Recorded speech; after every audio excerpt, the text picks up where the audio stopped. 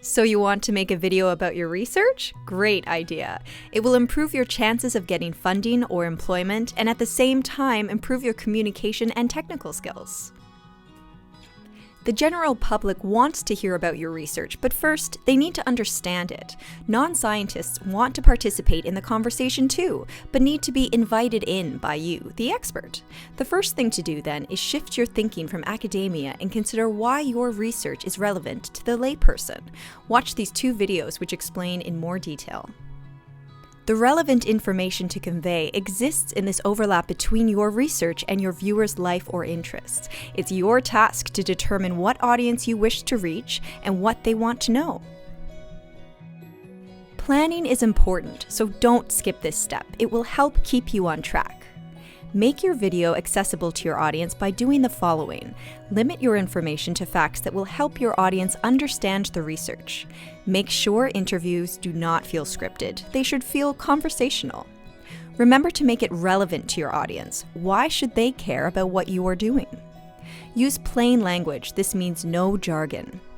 Make sure to include UVic messaging, such as benefits of student research, hands-on learning, impact, and our academic environment. It should have interesting visuals. It should be short in length, ideally about 1 to 3 minutes long, and the audio and visuals should be good quality. The most common approaches to research videos are interview-based or scripted. Interview-based videos use subjects to speak about the research. The best sound bites are used as a voiceover, and then interesting shots are used to illustrate what the subject is saying. Normally, these are about 1 to 3 minutes in length. Scripted videos are written ahead of time, and a voiceover is recorded to use as a foundation to tell the story. Alternatively, for social media, overlaid text can be added to aid those viewing with the sound muted. These videos are suitable for shorter lengths, normally under 1 minute, although they can be longer. Before you pick up a camera, make sure you plan your video. Choose who your audience is and what kind of information they'd like to learn. Choose one key point to have your audience remember.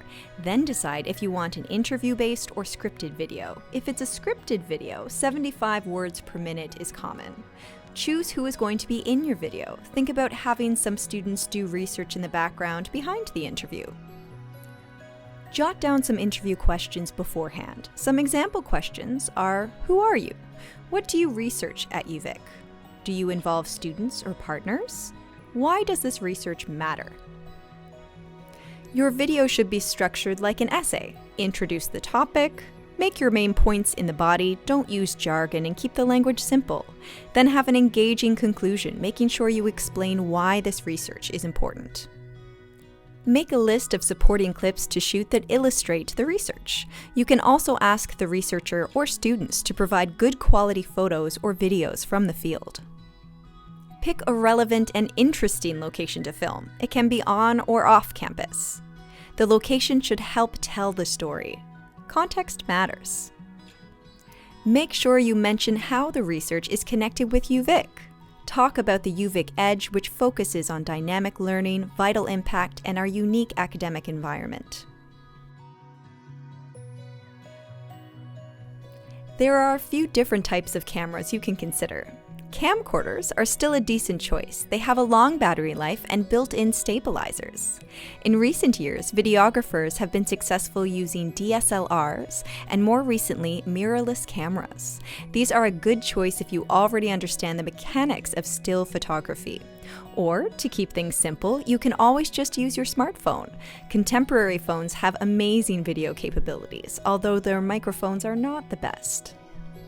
Just remember that audio is really important too. You can use a lapel or shotgun mic instead of the built-in mics for improved sound. You can rent equipment from the media commons in the library or AV services.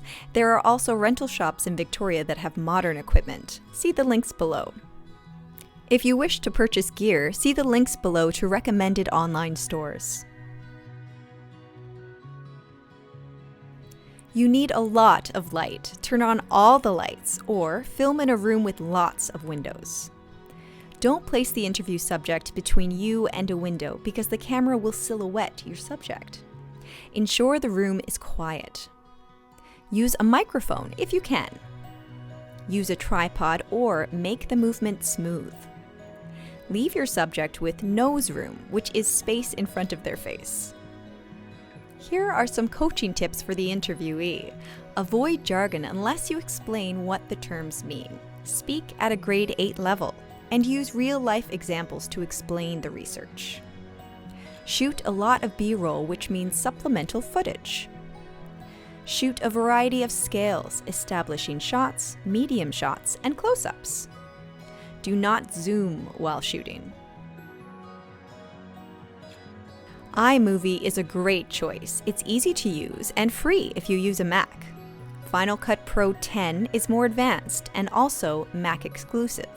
Adobe Premiere Pro is a professional tool and available on both PC and Mac platforms. There is a simple version of the software called Premiere Elements. A free professional tool is also available called DaVinci Resolve. There are workstations in the library with some of this software installed. You can also check out free online tools. We recommend trying out Lumen 5 or Wave.video. Did you know you can shoot and edit all on your phone? Try iMovie, Premiere Rush, or Quick. The workflow for editing generally goes like this. Open your editing program or app. Import all your footage. Select the best clips and put them into the timeline. Reorder the clips to make an introduction, middle, and conclusion while referring to your outline. Remember to stick to the key message. Add B-roll over the voice to help illustrate what the interviewee is saying. Add overlaid text if you want. Add subtle music if you like, but don't forget to use proper attribution and obtain permission or purchase the music. When your video is ready to export, output to MP4.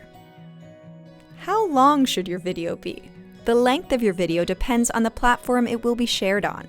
If it'll be embedded on a website, uploaded to YouTube, or shared on Facebook, 1 to 3 minutes is best. If it will appear on Instagram or Twitter, make it under a minute. The first frame should be engaging in order to capture your users' attention. Make sure there's no important audio, since most of your users will have the sound muted.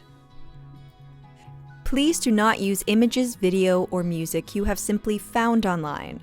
Copyright laws are in place to protect the original artists. You must either purchase royalty-free media or obtain written permission from the copyright holder. There are links below to royalty-free sources. It's best to have your subjects sign releases to protect you both. If anyone in the background is recognizable, they are protected by BC privacy laws and you should obtain permission from them. If a child under 18 is being photographed, the parents need to sign a release. Once your video is approved and finalized, make sure you share it widely so all your hard work is seen. There are some lucrative contests for post-secondary community members to enter. See the links below. Remember, practice makes perfect, so get out there and start telling your research stories.